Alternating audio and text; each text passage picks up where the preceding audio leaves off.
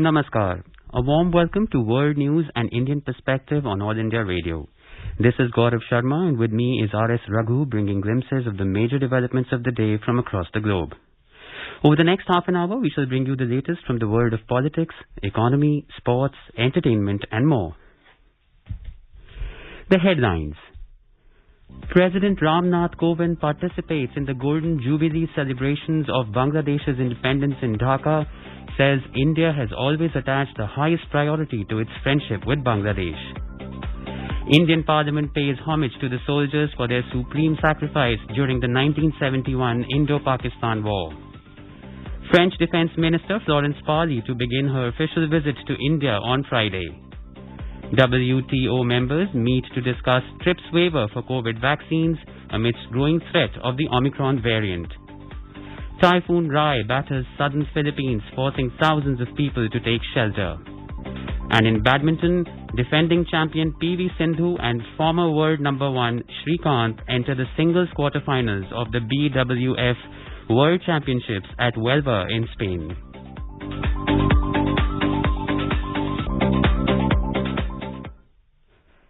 As India marches towards administering 150 crore vaccine doses against COVID-19, news about the new corona variant is a cause of concern. In this situation, we appeal to our listeners to get fully vaccinated at the earliest and help others get vaccinated. Please continue to follow these 3 simple steps to stay safe. Wear a face mask, maintain 2 gaz ki doori for social distancing, and focus on hand and face hygiene. For any COVID-related information and guidance, contact the national helpline numbers 011-2397-8046 and 1075. And now, the news in detail. President Ramnath Kovind has said that India has always attached the highest priority to its friendship with Bangladesh. President Kovind was delivering his address as the guest of honor during the concluding ceremony of the birth centenary celebrations of Bangabandhu Sheikh Mujibur Rahman and the Golden Jubilee celebration of the liberation at the Bangladesh Parliament Jatiya Sansad in Dhaka on Thursday. Our special correspondent in Dhaka reports that Bangladesh President Abdul Hamid and Prime Minister Sheikh Hasina were also present on the occasion. President Ramnath Kovind has said that India has always attached the highest priority to its friendship with Bangladesh. Delivering his address as a guest of honor during the concluding ceremony of birth centenary celebrations of Bangabandhu Sheikh Mujibur Rahman and the Golden Jubilee celebration of the liberation of Bangladesh in Dhaka today, President Kovind said that India remains committed to doing all it can to help realize the full potential of the friendship between the 2 countries. Recalling the 50-year-old friendship between India and Bangladesh, President Kovind said that the partnership began by surmounting extraordinary challenges and the time has come to raise the bar even higher. In his address, President Kovind said that like millions of people of his generation, he was deeply inspired by the faith and courage of the people of Bangladesh. He said that the ideals of Bangabandhu Sheikh Mujibur Rahman are being realized by the hard-working and enterprising people of Bangladesh under the leadership of Prime Minister Sheikh Hasina. Rajesh Jha with Sanjeev Kumar for All India Radio, Dhaka. President Kovind is scheduled to meet the liberation war fighters of Bangladesh called Mukti Jodha as well as Indian veterans tomorrow before returning to India. He will also interact with a cross-section of the Bangladeshi society. He will be inaugurating the renovated Ramana Kali Mandir in Dhaka, which was destroyed by the Pakistani army during the 1971 war.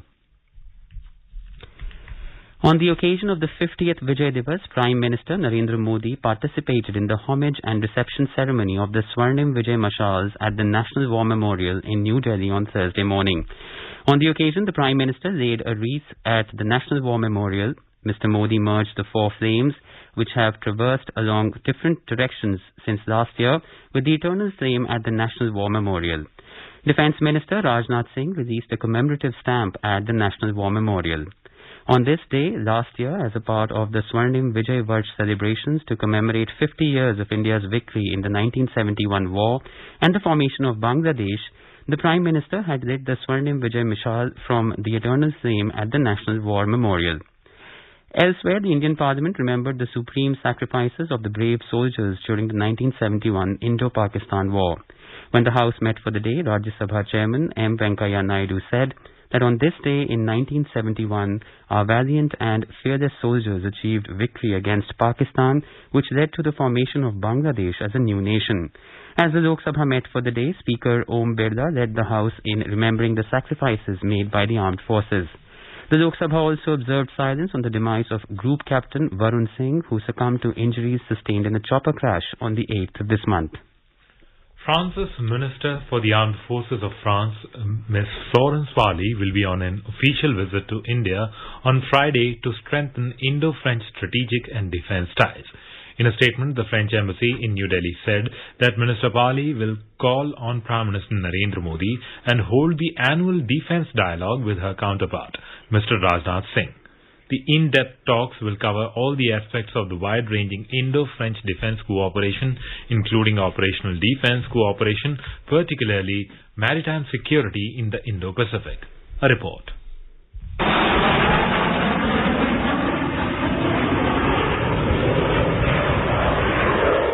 French Defense Minister Florence Parly's previous visit to India was on 10th of September 2020 for the induction ceremony of the first 5 Rafale aircraft by the Indian Air Force.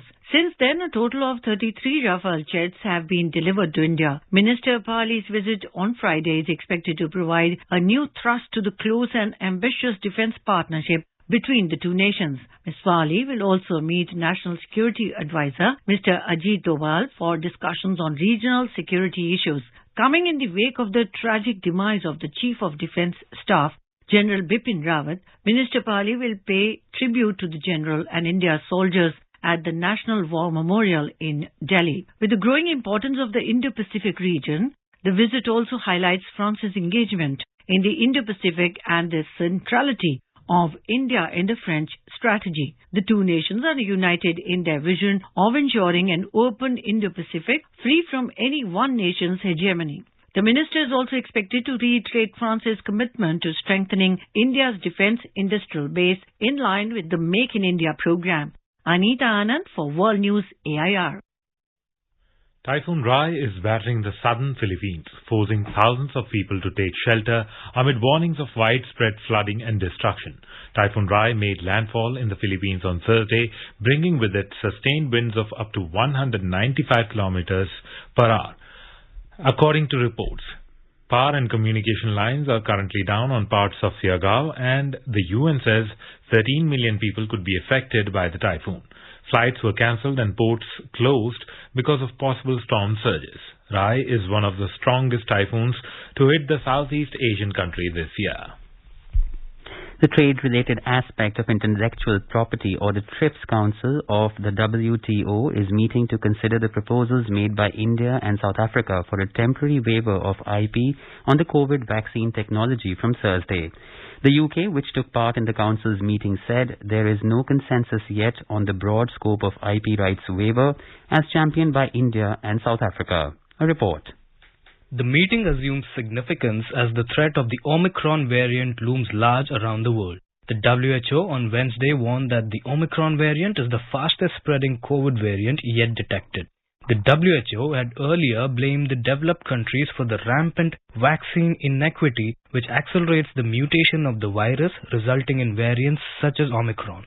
Experts say that the TRIPS waiver is one way to speed up the availability of vaccines and ensure vaccine equity around the world. Achal Prabhala is an international IPR expert and works towards increasing vaccine supply in poorer countries. TRIPS waiver proposal was to say, in a global emergency like the one we're in now, the right of few pharmaceutical companies to gain extraordinary profit at the cost of human life is simply unexplainable and unjustifiable. And the proposal was floated by South Africa and India. It was led by South Africa actually at the WTO in October last year. The US had earlier this year expressed its support to the TRIPS waiver proposal. However, the G7 trade ministers' communique issued in June avoided committing to the patent waiver. The statement by the UK on Thursday refers to the G7 statement, and it says that it supports voluntary licensing and transfer of technology but not a patent waiver. The statement points to a lack of commitment from the developed nations towards the TRIPS waiver, which can exacerbate vaccine inequity and prolong the fight against COVID. Pawan for World News, AIR. Meanwhile, France will ban non-essential travel to and from Britain from the weekend to slow the spread of the Omicron COVID-19 variant. The French government on Thursday said that the variant is causing record numbers of cases in the UK. The statement said that the government has chosen to reinstate the need for an essential reason for travel from and to the UK. This is All India Radio giving you the news. For quick news updates round the clock, follow us on Twitter at AIR News Alerts. In today's Hotspot section, we bring you a special program on the Golden Jubilee of the Bangladesh Liberation War and President Ram Nath Kovind's address at the Victory Day celebration. শোনো একটি মুজিবরের থেকে লক্ষ মুজিবরের কণ্ঠস্বরের ধ্বনি প্রতিধ্বনি আকাশে বাতাসে ওঠে রনি বাংলাদেশ আমার বাংলাদেশ বাংলাদেশ আমার Bangladesh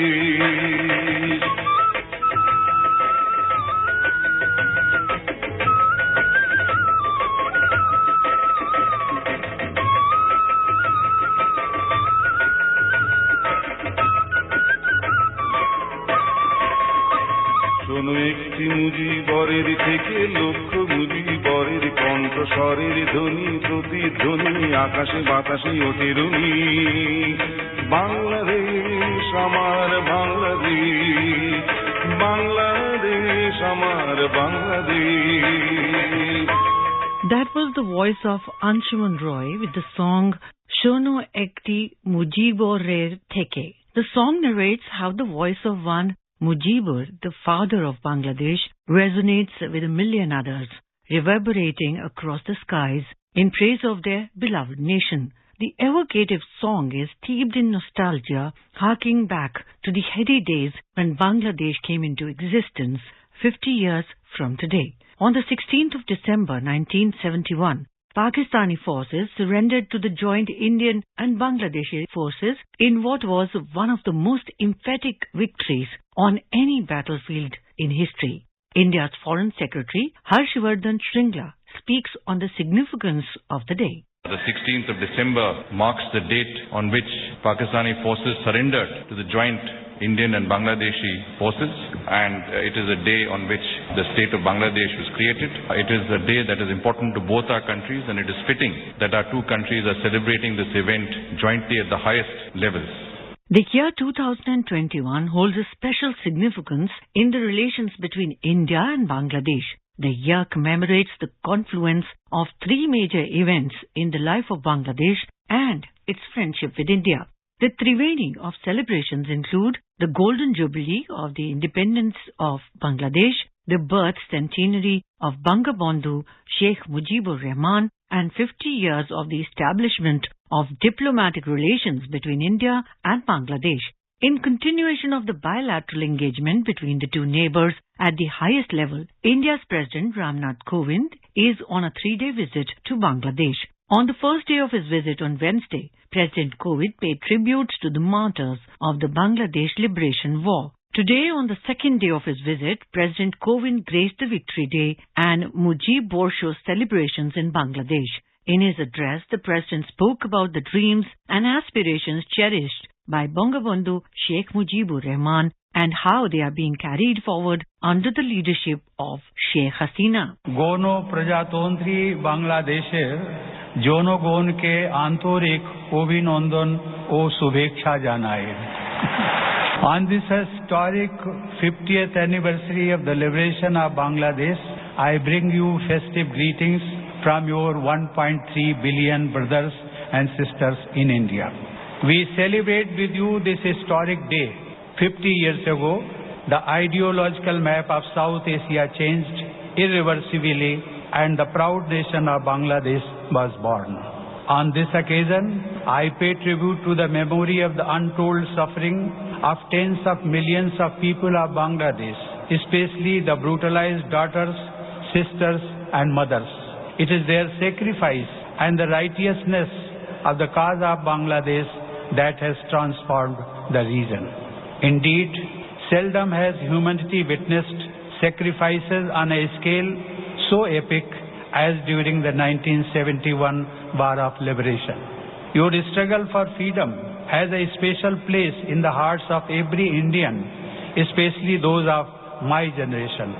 Visiting the solemn memorial to the millions of martyrs at Savar and the Bangabandhu Museum yesterday were deeply emotional experiences for me. I was especially inspired to hear extracts of his stirring March 7 speech. This is justly recognized by UNESCO in the Memory of World Register, as it always evokes the spirit of justice, freedom and democracy. History also has few examples to equal the scale of empathy and grassroots level support that your struggle evoked in India. People spontaneously opened their hearts and homes to offer all possible support to the people of Bangladesh. It was our abiding honor and our solemn responsibility to help our brothers and sisters in their hour of need. Ladies and gentlemen, history will always bear witness to this unique foundation of our friendship, forged in the People's War that liberated Bangladesh. Veterans of that war, both from India and Bangladesh, some of whom are here in this audience, including the Honorable President of Bangladesh, are living testimony to the power of faith and friendship which can move mountains. Excellencies, friends in Sonar, Bangladesh, your invitation for me to visit and participate in this celebration of 50 years of the Liberation War is a unique honor. It is also a true reflection of our very special friendship. Like Prime Minister Sri Narendra Modi, I am delighted that my first visit outside India since the outbreak of COVID pandemic is to your country, Bangladesh. I am also honored to participate in the Mujib Borsho celebrations. A little over 50 years ago, the vision of an independent Bangladesh inspired millions. But it seemed a remote and impossible dream then to naysayers, skeptics and detractors. The international context and realpolitik seemed to rule out the prospects of liberation, set against a brutal, determined and well-armed foe who would stop at nothing. The odds were very much against Bangladesh.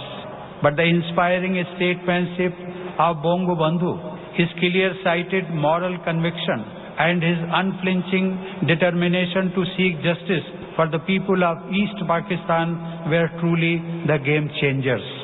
As a result, the world learned a valuable lesson that the will of the majority of people cannot be subjugated by any force, however brutal. I remember that I was inspired as a youth by the moral courage of Bangabandhu. Like millions of others, I was electrified by his powerful voice and the understanding that it carried the aspirations of 70 million people of Bangladesh at that time. Like millions of Indians of my generation, we were elated by the victory of Bangladesh over an oppressive regime and were deeply inspired by the faith and courage of the people of Bangladesh. Bangladesh is a unique country of astonishing natural beauty, fertile land and majestic rivers. It is a land of poets, artists, scholars and thinkers. Historically, the people of this land have always deeply valued art and scholarship. You have always given primacy to the pursuits of the mind, culture and language, which are the dominant and unifying elements of your national identity. As a result, you already have the unique conditions for a coherent, harmonious and dynamic society. If the first 50 years of our partnership began by surmounting extraordinary challenges that forced a deep friendship between our people, perhaps the time has come to raise the bar even higher. To achieve that, our businesses, our academics, and especially our youth must be motivated to jointly create globally pioneering initiatives in the world of ideas, creativity, commerce, and technology. Our innovators should be urged to find new solutions based on locally appropriate technologies to address our common development challenges. We must urge our thinkers to leverage the power of our own unique success stories to find best-in-class ideas that are relevant in our regional context. Together we can create opportunities for seamless flow of ideas and innovation as we enter a new era of interconnectivity. President Kovind will meet the Liberation War fighters of Bangladesh or Mukti Jodha as well as Indian veterans on Friday. India has been steadfast in its commitment and support to its friendship with Bangladesh, forged by the blood of sacrifice that flowed through the river Padma during the Bangladesh's birth. The relationship is based on similarities in our economic journey, aspirations, developmental experiences, and a growing friendship and contact between our two peoples. President Ramnath Kovind's visit to Bangladesh will serve as a harbinger of an ever-growing friendship underpinned by common sacrifice, common struggle, shared culture, and physical and emotional proximity between the two nations, and will take it to new heights.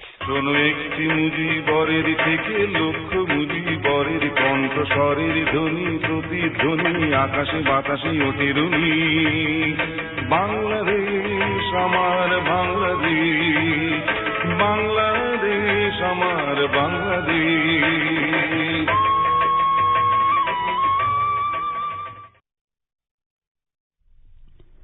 The External Affairs Minister of India, Dr. S. Jaishankar, will be hosting the third meeting of the India-Central Asia Dialogue in New Delhi from the 18th to the 20th of December 2021. Foreign ministers of Kazakhstan, Kyrgyz Republic, Tajikistan, Turkmenistan and Uzbekistan will also participate in the meeting. The second meeting was organized by India in October 2020 in the digital video conference format. In a statement, the Ministry of External Affairs said that there has been an active engagement between India and the 5 Central Asian countries over the last few years. India considers Central Asia as a part of its extended neighborhood. Dr. Jaishankar visited Kazakhstan, Kyrgyz Republic, Tajikistan and Uzbekistan this year and met the Foreign Minister of Turkmenistan in October 2021. As part of the third meeting of the India-Central Asia Dialogue, the ministers are expected to discuss further strengthening of relations between India and the Central Asian countries with particular focus on trade, connectivity and development cooperation. They will also exchange views on regional and international issues of mutual interest. The foreign ministers of the Central Asian countries are expected to pay a joint courtesy call on Prime Minister Narendra Modi. India has registered the highest ever annual foreign direct investment FDI inflow of $81.97 billion in 2020-21. The Commerce and Industry Ministry said FDI inflows in the last 7 financial years is over $440 billion, which is nearly 58% of the total FDI inflow in the last 21 financial years. The ministry said the top 5 countries from where FDI equity inflows were received during 2014 to 2021 are Singapore, Mauritius, USA, Netherlands and Japan. And now a report from the business world. Amongst the global markets, Asian markets ended higher. So Japan's Nikkei 225 index jumped 2.1%, China Shanghai Composite Index rose 0.8%, and South Korea's Kospi Index gained 0.6%. Hong Kong's Hang Seng Index moved up 0.2%, and Singapore's Straits Times Index added 0.7%. In Europe, London's FTSE 100 had climbed 1.3%, and France's CAC 40 had jumped 1.8%, and Germany's DAX had surged 2% in the intraday trade. Meanwhile, the Bank of England raised bank rate to 0.25% from 0.1%. Global crude oil rose towards $75 today, supported by record U.S. implied demand and falling crude stockpiles, even as the spread of the Omicron coronavirus variant threatens to put a brake on consumption globally. So Brent crude oil futures climbed $1.06 to trade at $74.94 a barrel. U.S. crude futures added $1.14 to $72.01 a barrel. Nishit Kumar for World News, All India Radio. India's Minister for Science and Technology, Dr. Jitendra Singh, said that ISRO has signed 6 agreements with 4 countries for launching foreign satellites between the years 2021 and 2023. In a written reply to a question in the Rajya Sabha on Thursday, Dr. Singh informed that about 132 million euros would be earned through launching these foreign satellites on a commercial basis. The minister said that through launching of foreign satellites on board Indian launch vehicles, India has earned a foreign exchange revenue of approximately $35 million and 10 million euros during the last 3 years. Moving on to sports, defending champion PV Sindhu reached the women's singles quarterfinals of the BWF World Championships with a straight game win over Pornpavi Chochuwong of Thailand on Thursday at the BWF World Championships at Huelva in Spain. The world number 7 Indian defeated her Thai opponent ranking 3 places below her, 21-14, 21-18 in the pre-quarterfinal match. The double Olympic medalist Sindhu will face top seed and world number 1 Tai Tzu Ying of Chinese Taipei in quarterfinals. In the men's singles, former world number 1 Srikanth defeated Lu Guangzhou of China by 21-10 and 21-15 to enter quarterfinals. In other singles fixtures, Lakshya Sen will face Kevin Corden of Guatemala and Pranoy will play against Rasmus Gemke of Denmark later today. World number 21 women's doubles duo Ashwini Ponnappa and Sikki Reddy lost to 6th seeds Jong Kolphan, Kiti Tharakul and Ravinda Projonjai by 21-13 and 21-15 in the pre-quarterfinals. In the men's doubles, 8th seeds Satvik Sai Raj Rangi Reddy and Chirag Shetty lost to 9th seeds Ong Yu Sin and Teo Yi Yi of Malaysia by 22-10, 22-18, 21-18, 21-15 in the pre-quarterfinals. And now let us take a look at the major developments around the world as reported in the foreign press. The Guardian says Queen cancels pre-Christmas family lunch as COVID cases soar. The Globe and Mail reports Canada reimposes advisory against all non-essential international travel. The Washington Post writes storms, extreme winds from Colorado to Michigan leave more than 510,000 people without power.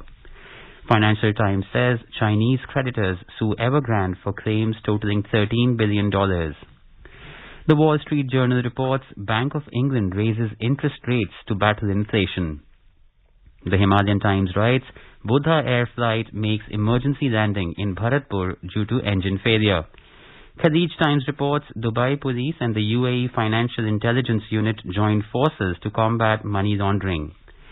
South China Morning Post writes China and Russia pledge to step up efforts to build independent trade network to reduce reliance on US-led financial system. And Todo News reports 2 children killed in explosion of leftover ordnance in Uruzgan. Before we end, a quick look at the headlines once again.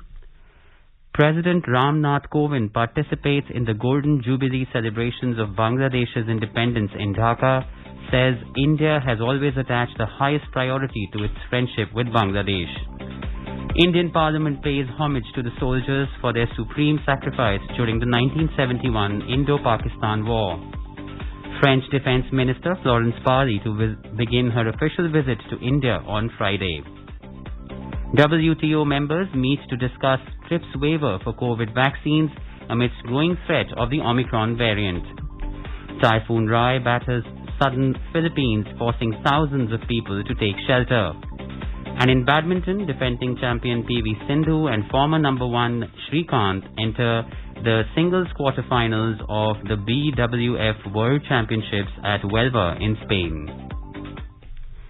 India is celebrating the 152nd birth anniversary of Mahatma Gandhi. Before we end, let us listen to his favorite bhajan, Vaishnav Jan, by artists from Bahrain on the International Independence Day. Vaishnav Jana to teni kahiye se tiji parai jani re hari suke upkari kare toye mane abhimani nani re sakala loki mo kahune And with that, we end this bulletin. We'll be back at the same time tomorrow with the next edition of World News.